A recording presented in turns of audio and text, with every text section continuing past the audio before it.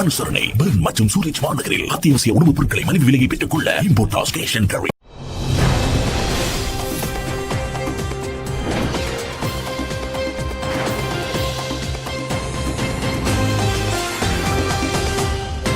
நாட்டின் மோசமான ஆட்சியே அமைதியின்மைக்கு காரணம். சஜித். மீண்டும் திறக்கப்படும் பாடசாலைகள், மாணவர்களுக்கு சேர்த்துக் கொள்ளும் முறை தொடர்பில் வெளியான அறிவிப்பு. இனவாதிகளின் சிறைக்குள் ரணில் சாஜித். நாடாளுமன்றம் குற்றவாளிகளின் புகலிடமாக மாறிவிட்டது என்கிறார் மங்கள. யாழில் இளைஞர் மீது தாக்குதல். யாழ்ப்பாணம் உள்ளிட்ட மேலும் சில மாவட்டங்களில் தேர்தல் ஒத்திகை. இலங்கையில் 43 முஸ்லிம் அடிப்படைவாத அமைப்புகள். ஞானசார தேரர். நாட்டில் தற்போது மோசமான ஆட்சி நிலவுகின்றமையினால் தான் அமைதியின்மை நிலவுகின்றதென ஐக்கிய மக்கள் சக்தியின் தலைவர் சஜித் பிரேமதாச தெரிவித்துள்ளார். நாட்டின் தற்போதைய அரசியல் நிலைமைகள் தொடர்பாக ஊடகங்களுக்கு கருத்து தெரிவிக்கும் போதே அவர் இவ்வாறு குறிப்பிட்டுள்ளார். சஜித் மேலும் கூறுகையில், பொருளாதாரம் வீழ்ச்சி பாதையை நோக்கி நகர்ந்து செல்கின்றது. இதனால் மக்களும் அச்சத்துடன் வாழ வேண்டிய நிலைமை தற்போது ஏற்பட்டுள்ளது. அதாவது பெரும்பான்மையான மக்கள் வருமான இழப்பினை சந்தித்துள்ளனர். அவர்கள் தங்கள் குடும்பங்களிற்கு உணவை வழங்க முடியாத நிலையில் உள்ளனர். இந்த மக்களிற்கு அரசாங்கம் சலுகைகளை வழங்க தவறியுள்ளது. மேலும் மனிதாபிமானமற்ற அணுகுமுறையை அரசாங்கம் பின்பற்றுகின்றது என அவர் குற்றம் சுமத்தியுள்ளார். மீண்டும் திறக்கப்படும் பாடசாலைகள். இலங்கையில் மீண்டும் பாடசாலைகள் ஆரம்பிக்கப்பட்ட பின்னர் வகுப்பறையில் மாணவர்களின் எண்ணிக்கை குறைக்க நடவடிக்கை எடுக்கப்பட்டுள்ளதாக கல்வி அமைச்சு தெரிவித்துள்ளது. வகுப்பறை ஒன்றில் மாணவர்களின் எண்ணிக்கை 25ஆக மட்டுப்படுத்தப்பட உள்ளதாக அமைச்சின் மேலதிக செயலாளர் RMM ரத்நாயக தெரிவித்துள்ளார். சுகாதார அதிகாரிகளினால் வழங்கிய தனிமைப்படுத்தல் சட்டங்களுக்கு அமைய பாடசாலைகள் ஆரம்பிக்கப்பட்ட பின்னர் மாணவர்கள் இணைந்து விளையாட்டுகளில் ஈடுபடுவதற்கு தடை விதிக்கப்பட்டுள்ளது. அத்துடன் மீள அறிவிப்பு வரை பெற்றோர் கூட்டங்கள் நடத்துவதற்கும் தடை விதிக்கப்பட்டுள்ளது. எதிர்வரும் 29ஆம் தேதி பாடசாலைகள் திறக்கப்பட உள்ளதாக அறிவிக்கப்பட்டுள்ளது.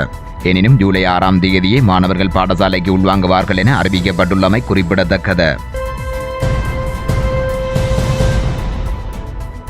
இனவாதிகளின் சிறைப்பிடிக்குள் ரணில் சாஜித். பொதுஜன பெரமுனவின் பிரத்யேக ஐக்கிய மக்கள் சக்தி என்கிறார் மங்கள. தென்னிலங்கை வாக்குகளுக்காக சிங்கள பேரினவாதத்தினை முன்னிலைப்படுத்தும் பொதுஜன பெரமுனவின் பிரதியாகவே ஐக்கிய மக்கள் சக்தியும் காணப்படுகின்றது என்று முன்னாள் நிதி மற்றும் பொதுஜன தகவல் ஊடகத்துறை அமைச்சர் மங்கள சமரவீர தெரிவித்தார். இதேவேளை அனைத்து இனங்களையும் ஒன்றிணைத்து தலைமைத்துவம் வழங்கும் வகையிலான நிலைப்பாடுகளை வெளிப்படுத்தவோ அல்லது வலுவான எதிர்க்கட்சி என்ற வகைவாதத்தினை வகிப்பதற்காக வெளிப்படையான கருத்துக்களை வெளியிடவோ செயற்பாடுகளை முன்னெடுக்கவோ தயாராக இல்லை என்றும் குறிப்பிட்டார். மாற்று சக்தி என்பதற்கான கொள்கைகள் உட்பட எந்தவிதமான இலட்சணங்களும் காணப்படவில்லை. நாட்டில் ஜனநாயக விழுமியங்கள் நிறைந்த இனவாதமற்ற புதிய அரசியல் கலாச்சாரத்தினை கட்டியெழுப்புவதற்கான வலுவான சக்தியொன்றை எதிர்பார்த்து பொதுமக்கள் இருக்கையில் எவ்விதமான கொள்கைகளோ இலக்குகளோ இல்லாத கையேற நிலையில் தான் ஐக்கிய தேசிய கட்சியும் ஐக்கிய மக்கள் சக்தியும் காணப்படுகின்றன. அதுடன் ரணில் விக்ரமசிங்கவும் சஜித் பிரேமதாசவும் தனிப்பட்ட முறையில் சிறந்தவர்களாக இருக்கின்ற போதும் அடிப்படைவாதிகளின் சிறைப்பிடிக்குள் சிக்கியுள்ளனர் என்றும் அவர் குறிப்பிட்டார். ஜனாதிபதி கோட்டாபய நாட்டை இராணுவ ஆட்சிக்குள் நகர்த்தி செல்கிறார். நாட்டின் நல்லொழுக்கத்தினை கட்டியெழுப்புவதற்கு இராணுவத்தை முன்னிலைப்படுத்திய செயலணி அமைக்கப்பட்டுள்ளது. கிழக்கு மாகாணத்தில் தொல்பொருளின் பெயரால் அபகரிப்புகளை செய்வதற்கு செயலணி அமைக்கப்பட்டுள்ளது. சிறு குழந்தை உள்ளிட்டவர்களை கொலை செய்த மனிதாபிமானமற்றவருக்கு நீதிமன்றம் தண்டனை அளித்துள்ள போதும் பொது மன்னிப்பு அளித்து விடுவிக்கப்படுகின்றார். நாட்டில் ஏற்பட்டுள்ள நிலைமையால் உலக சுகாதார ஸ்தாபனத்தின் விதிகளையும் பொருட்படுத்தாது முஸ்லிம்களின் பாரம்பரியங்களை மீறும் வகையில் இறுதிச் சடங்குகள் மேற்கொள்ளப்படுகின்றன. முச்சக்கர வண்டி சாரதிகள் சங்க தலைவர் கொலை. துப்பாக்கி கலாச்சாரம் என்று சட்டத்தின் ஆட்சி கேள்விக்குறியாகியுள்ளது. எமது ஆட்சி காலத்தில் நாட்டில் காணப்பட்ட நிலைமைகள் நேரெதிராக மாறியுள்ளன. இவை பற்றி எதிரணியாக அல்லது நாட்டிற்கு தலைமைத்துவம் வழங்க தயாராகும் மாற்று அரசியல் அணியாக உரிய நிலைப்பாடுகளை வெளிப்படுத்த வேண்டும். அதில் பின்னிற்கவே முடியாது. ஆனால் தேர்தலில் தென்னிலங்கை வாக்குகள் சரிவடைந்து விடும் என்ற மாயைக்குள் செக்கி மௌனம் காத்து கொண்டிருக்கும் போக்குடைய அரசியலை ஏற்றுக்கொள்ள முடியாது என்றும் அவர் கூறினார். இதேவேளை நாடாளுமன்றம் குற்றவாளிகளின் புகலிடமாக மாறிவிட்டது. நாடாளுமன்றம் தற்போது நம்பகத்தன்மையற்ற குற்றவாளிகளின் புகலிடமாக மாறிவிட்டதென முன்னாள் நிதியமைச்சர் மங்கள சமரவீர மேலும் தெரிவித்தார். எந்த அரசியல் பயணத்திலும் தோல்வி சாத்தியம். நான் எனது அரசியல் வாழ்விலும் தனிப்பட்ட வாழ்விலும் பல தோல்விகளை சந்தித்திருக்கின்றேன்.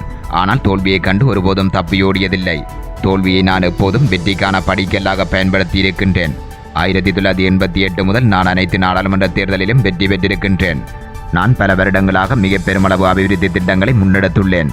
2004 1,18,000 வாக்குகள் என்ற எனது சாதனையை என்னால் இம்முறை முறியடித்திருக்க முடியும் என நான் கருதுகின்றேன். அதுடன் நாடாளுமன்றம் தற்போது நம்பகத்தன்மையற்ற குற்றவாளிகளின் புகலிடமாக மாறிவிட்டது என குறிப்பிட்டுள்ளார்.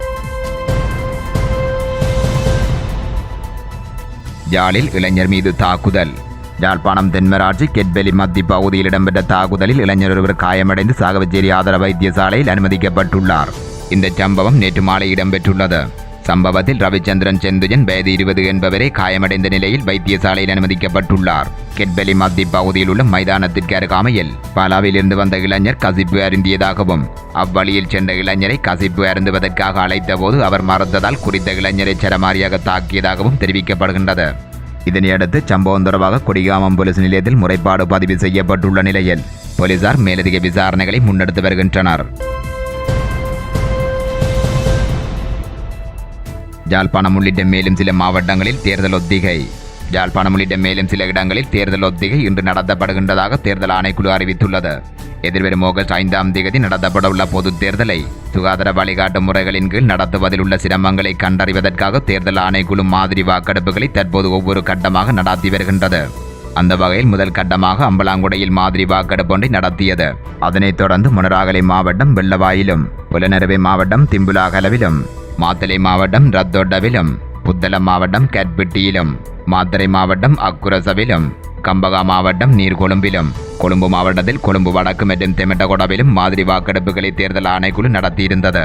இந்நிலையில் இன்றைய தினம் யாழ்ப்பாணம், குருநாகல், அம்பாறை, அப்புத்தலை, நுவரெலியா, கரவப்பொத்தானை, கொழும்பு, ககத்துடு ஆகிய இடங்களில் மாதிரி வாக்கெடுப்புகள் நடத்தப்படுகின்றதாக தேர்தல் ஆணைக்குழு அறிவித்துள்ளது. இலங்கையில் 43 முஸ்லிம் அடிப்படைவாத அமைப்புகள் செயற்படுகின்றன. ஞானசார தேரர். இலங்கையில் சுமார் 43 முஸ்லிம் அடிப்படைவாத அமைப்புகள் செயற்படுவதாக பொதுவிலை சேனா அமைப்பின் பொதுச் செயலாளர் சங்கைக்குரிய கலகுடாத்தே ஞானசார தேரர் தெரிவித்துள்ளார். உயிர்த்த ஞாயிறு தாக்குதல் தொடர்பாக விசாரணைகளை முன்னெடுக்கும் ஜனாதிபதி ஆணைக்குழுவில் சாட்சியம் அளிக்கும் போதே அவர் இவ்வாறு குறிப்பிட்டுள்ளார். இவ்விடயம் தொடர்பாக ஞானசார தேரர் மேலும் கூறுகையில், இலங்கையில் அடிப்படைவாத இஸ்லாமிய கொள்கைகளை கொண்ட தப்லிக் ஜமாஅத் வாதம், வஹாபாதம், சலபிவாதம், ஜமாஅத்தே இஸ்லாம் ஆகிய பிரதான 4 குழுக்கள் காணப்படுகின்றது.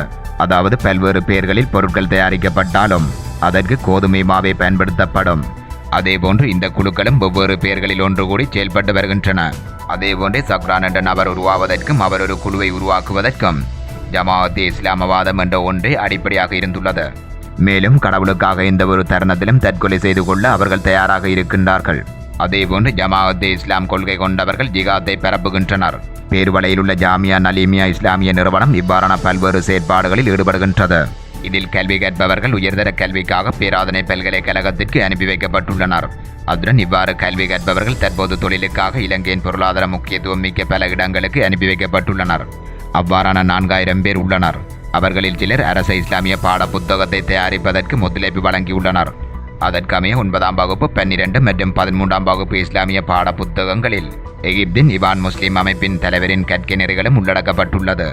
இதேவேளை 13ஆம் தர இஸ்லாமிய ஆசிரியர் வழிகாட்டி புத்தகத்தில் 43, 63, 109 மற்றும் 123 பக்கங்களில் இவ்விடயம் உள்ளடக்கப்பட்டுள்ளது என குறிப்பிட்டுள்ளார். சஜித்துக்கு எதிராக பாரிய கிளர்ச்சி ஆரம்பம். மகிந்தானந்த. ஐக்கிய மக்கள் சக்தியின் தலைவர் சஜித் பிரேமதாசவுக்கு எதிராக பாரிய கலவரம் ஆரம்பமாகியுள்ளதாக முன்னாள் நாடாளுமன்ற உறுப்பினர் மகிந்தானந்த அலுத்கமகே தெரிவித்தார். தற்போதைய அரசியல் நிலைமைகள் தொடர்பாக ஊடகங்களுக்கு கருத்து தெரிவிக்கும் போதே அவர் இவ்வாறு குறிப்பிட்டுள்ளார். மேலும் இந்த கலவரத்தில் தலைமைத்துவத்தை பெற்றுத் தருவதாக நாடாளுமன்ற உறுப்பினர் பாட்டாளி சம்பிகரணவாக கூறியதாகவும் அவர் குறிப்பிட்டுள்ளார். இதேவேளை சஜித்தின் செயற்பாட்டால் தான் மங்கள சமரவீர பதவியை ராஜினாமா செய்ததாகவும் மகிந்தானந்த அலுத்கமகே மேலும் தெரிவித்தார். ஆஸ்திரேலியாவில் உயர் விருது பெறும் தமிழ் வைத்தியர். கடந்த 20 ஆண்டுகளாக ஆஸ்திரேலியாவில் வைத்திய மையம் நடத்தி வைத்திய சேவை செய்து வரும் வைத்திய சிதம்பர புள்ளை தவசீலன் அவர்களுக்கு ஓடர் ஆஸ்திரேலியா விருது வழங்கி கௌரவிக்கப்பட்டுள்ளது. இந்த விருது ஆஸ்திரேலியா ரீதியாக மிகவும் நுணுக்கமாக ஆராயப்பட்டு மிகவும் தகுதி வாய்ந்தவர்களுக்கு வருடம் வழங்கப்படும் ஒரு விருதாகும். இந்த விருதை வைத்திய சிதம்பர புள்ளை தவசீலன் அவர்கள் பெற்றது தமிழர்களுக்கும் மற்றும் மருத்துவ சேவைக்கும் அளிக்கப்பட்ட ஒரு கௌரவமாக அமைகிறது. இதில் அவருடைய சேவையும் தகமையும் நிச்சயமாக ஆராயப்பட்டுத்தான் கொடுக்கப்பட்டுள்ளது. இதில் பல பொது ஸ்தாபனங்கள் மற்றும் தனிப்பட்ட தகுதி வாய்ந்தவர்களுடைய ஆலோசனைகள் பெறப்பட்டுத்தான் முடிவுகள் எடுக்கப்படும். இவர் தனது தலைமையில் 40க்கும் மேற்பட்ட மருத்துவத்துறை சார்ந்த பிரதிநிதிகளுடன் இந்த மருத்துவ நிலையத்தை நடாத்தி வருகின்றார். பலதரப்பட்ட மக்களினம் மொழி வேறுபாடின்றி இவரிடம் வைத்திய சேவைக்காக வருகிறார்கள். இவர் நடாத்தும் இந்த மருத்துவ நிலையம் மக்களுக்கு பாரிய சேவை செய்துள்ளது என்பதை கண்டறிந்துதான் இந்த விருது வழங்கப்பட்டுள்ளது. இவர் தனது வைத்திய சேவை தவிர உள்ளூர் சுகாதாரம் மற்றும் ஆரோக்கியம் சம்பந்தமான செயற்பாடுகளிலும் ஆதரவு ஈடுபாடும் உள்ளவர் என்பதும் கவனிக்கத்தக்கது.